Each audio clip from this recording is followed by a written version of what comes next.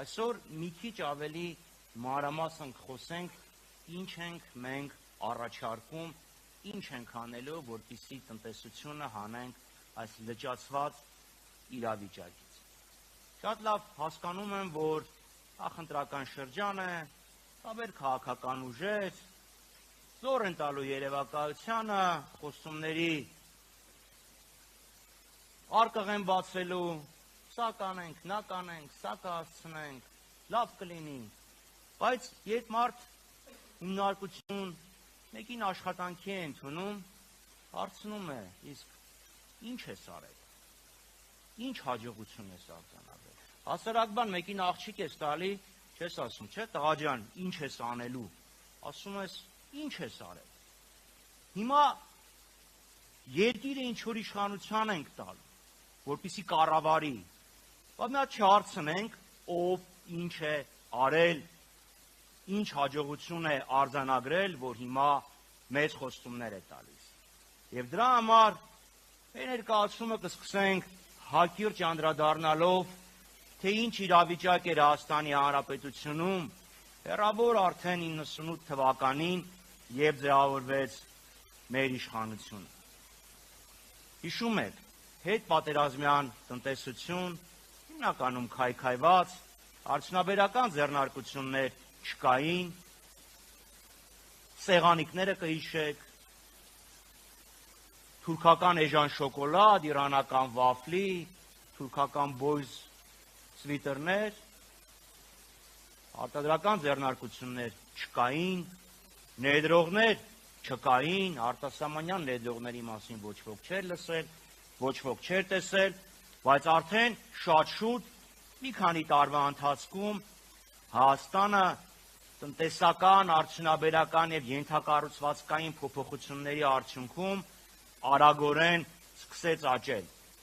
Այնքան արագ, որ Համաշխարհային բանկը Հայաստանը կոչեց Կովկասի վագը։ 2001-ից 2008 թվականներին մեր տնտեսական աճը միջինում 12%-ին մոտ է։ Բացվեցին խոշոր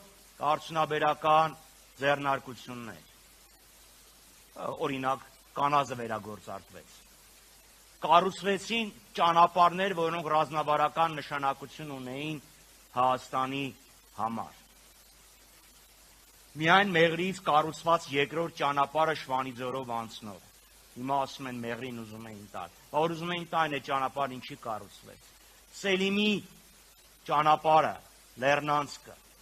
Եվ դա բերեց նրան, որ մենք ունեցանք մեր ներդրումներ, երկրի աճ եւ երկար արտագաղթից հետո առաջի անգամ մենք ունեցանք դրական միգրացիա։ 90-ականների սկզբին Հայաստանից հեռացած բազում մեր հայրենակիցներ վերադարձան Հայաստան, որովհետև կար գործ եւ կենսամակարդակը աճում էր։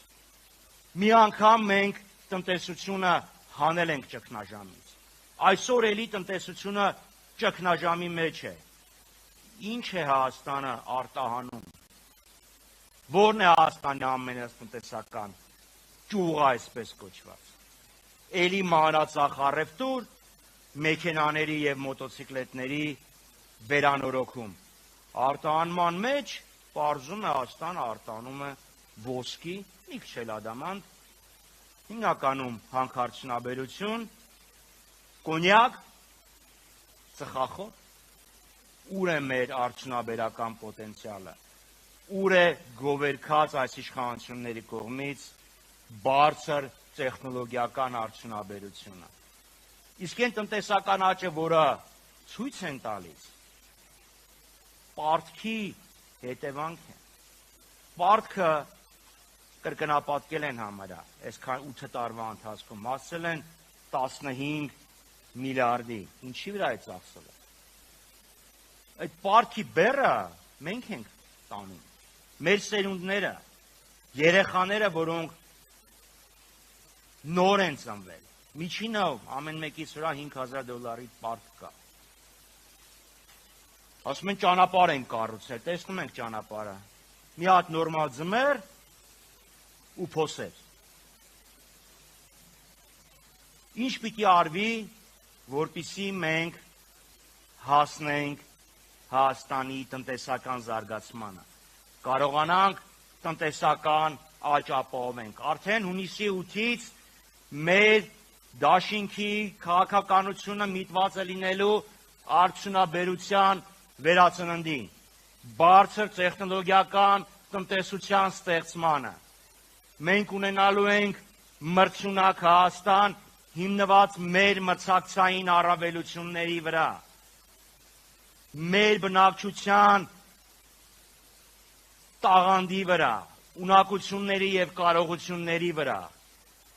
Ստեղծելու ենք արտադրված է Հայաստանում քաղաքականությունը, ամեն բան, որ արտադրվելու է Հայաստանում, պետք է ասոցացվի բարձր որակի և տեխնոլոգիական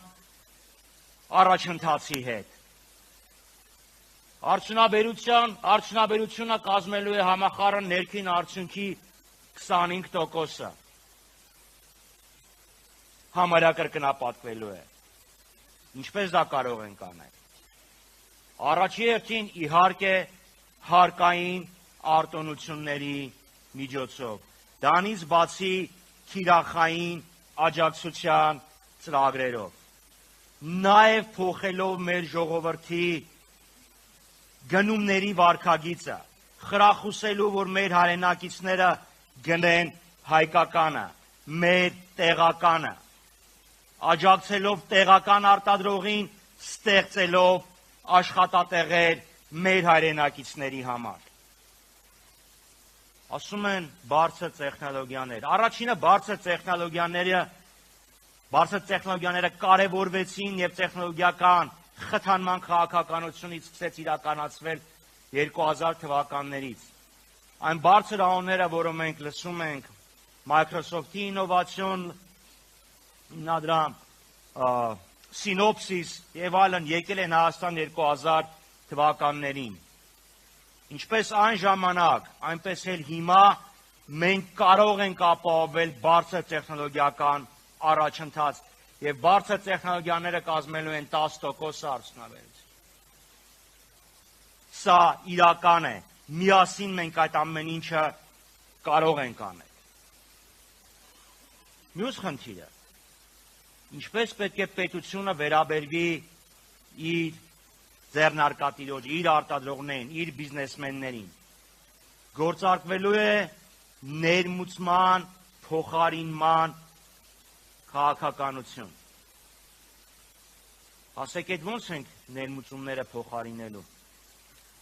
21 թվականին, երբ թուրքական ապրանքների վրա արգելք հայտարարվեց, հայկական արդյունաբերությունը, հայկական արտադրողները սկսեցին զարգանալ։ Դա հնարավոր է։ Դրա համար շահույթահարկի և ավելացված արժեքի չեղարկում ներմուծումների փոխարինման համար մեր մրցունակությունը ապահովող ռազմավարական ճյուղերում և բարձր սոցիալական ազդեցություն ունեցող ճյուղերում, մասնավորապես գյուղատնտեսություն, գյուղական ապրանքների վերամշակում, տեքստիլ արդյունաբերություն և այլն։ Պատկերացնում եք, չէ, եթե հանկարծ թուրքական գյուղատնտեսական ապրանքները կամ տեքստիլը հանկարծ գա Հայաստան, ինչ կլինի մեր արտադրողների վիճակը։ Չի կարող պետությունը ձեռքերը լվանալ, ասել շուկայի անտեսանելի ձեռքը կկարգավորի այս ամեն ինչը։ Աջակցություն տեղական արտադրողին։ Մյուս խնդիրը փոքր և միջին ձեռնարկությունները։ Փոքր ձեռնարկությունները միգուցե շատ մեծ եկամուտ չեն ապահովում, բայց մարդկանց ազատություն են տալիս, տնտեսական ազատություն, քաղաքական ազատություն, կապում են երկրի հետ, որովհետև իր սեփական արտադրամիջոցն է այդտեղ դրած։ Էական գործուն քայլեր պետք է ձեռնարկվեն խրախուսելու փոքր և միջին, բայց հատկապես փոքր և գերփոքր ձեռնարկություններին։ Մենք ներմուծելու ենք փոքր ձեռնարկություններին հարկային հետ վերադարձի քաղաքականություն, հարկերը, որոնք վճարվելու են, հետ են վերադարձվելու փոքր ձեռնարկատերերին։ Միջին ձեռնարկությունների հետ ընտրողաբար ելնելով տարածքներից և տնտեսության ոլորտներից, բայց միայն հարկային վերադարձով չենք սահմանափակվելու, նաև խոշոր թիրախային աջակցություն, օգնություն այդ մարդկանց, ֆինանսական օգնություն, արտահանման մեծ աջակցություն, վերջը հայկական ապրանքների արտահանման աշխարհագրությունը պետք է ընդլայնվի, խորհրդատվական աջակցություն, այսօր մարդը ձեռնարկություն է բացում և ընկնում է խնդիրների մեջ, մեկը չլինի, որ գնա կարողանա խորհուրդ հարցնել։ Խոսեցի ֆինանսավորման մասին։ Իշխանություններն ասում են ֆինանսական համակարգը կայացել է։ Մեր ֆինանսական համակարգը։ Նայենք վարկերի կազմությունը։ Մեծ մասը սպառողական վարկեր են։ Սպառողական վարկեր, որոնք շատ-շատերի համար, ավելի քան 350,000 մարդու համար, դարձել են լուրջ պրոբլեմ։ Այդքան մարդ ունենք, ովքեր չաշխատող սպառողական, անուսալի սպառողական վարկեր ունեն, այսինքն ԴՀԿ-ի պոտենցիալ զոհերն են։ Հիպոթեկային ֆինանսավորում։ Բանկերը ֆինանսավորում են սպառումը, սպառողական հասարակության ձևավորելուն են աջակցում։ Բանկերը կտրվել են տնտեսությունից, չեն հանդիսանում տնտեսական աճը ֆինանսավորող, ձեռնարկություններին օգնող կազմակերպություններ, այլ ոչ բանկային ֆինանսական կազմակերպություններ չկան, կապիտալի շուկան մեռած է, կենսաթոշակային ֆոնդերը իրական տնտեսության մեջ ներդրումներ չեն անում։ Մենք ստեղծելու ենք պայմաններ օգնելու ձեռնարկություններին, օգնելու ֆինանսական կազմակերպություններին վարկավորելու, ներդրումներ կատարելու իրական տնտեսության մեջ։ Գործարկվելու է բազմամակարդակ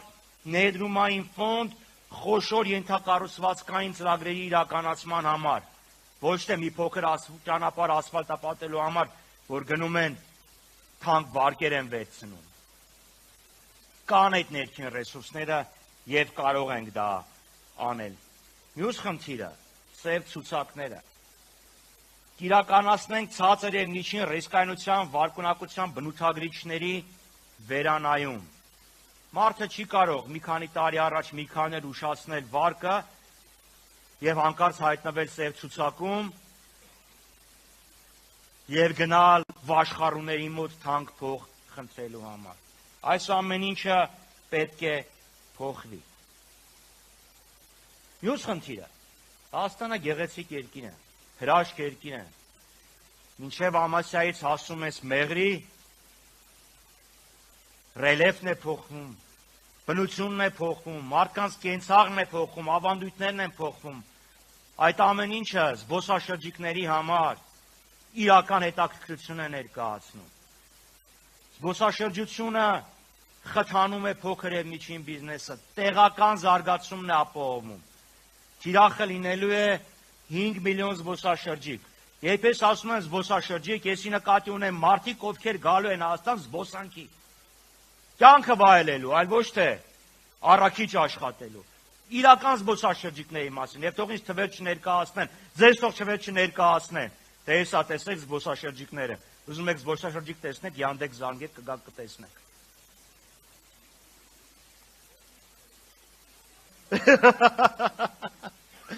Մյուս խնդիրը, պետական պարտքը։ Դե լայնակիցներ, իհարկե մենք հասկանում ենք, որ չկան պետություններ, ովքեր վարկեր չեն վերցնում։ Բայց այդ վարկը պետք է նպաստի մեր տնտեսության պոտենցիալի զարգացման, մեծացման։ Այսօր ուզում ենք հասկանանք լավ այդ 8 միլիարդը ավելյալ, որ վերցրել է։ Ինչ է կա։ Առաջի հերթին վարկային աուդիտ ենք անել։ Ամեն ցենտը, որը որպես վարկ ներգրավվել է, գնահատելու են։ Ինչի վրա է դա ծախսել։ Դա ծախսվել է պետության զարգացման համար, թե այլ խնդիրների համար։ Վարկերը պետք է ներգրավվել, բայց խելամիտ, մտածված, այլ ոչ թե ասել, դե տեսեք, հարքնա հարաբերությունը։ Վարկերը տալիս ես, անկախ ամեն ինչից, իսկ հնան, գոնե մենք տեսնում ենք նվազման միտում ունի։ Գործազրկություն, միջին աշխատավարձեր, ասում են 350,000 դրամ, գործազրկություն։ Այդ 350,000 դրամ թիմը, որ հիշեցնում են, մեր ամեն 4 աշխատողից 3-ը չի ստանում։ Հարկերն էլ հանեք և կտեսնեք։ Այսինքն, իրական քաղաքականություն ենք իրականացնելու, ոչ թե թվեր նկարելու, այլ երկրի զարգացումն ապահովելու, ստեղծված արդյունքը արդար բաշխելու, աշխատատեղներ ստեղծելու, գործազրկությունը նվազագույնի հասցնելու ուղղությամբ։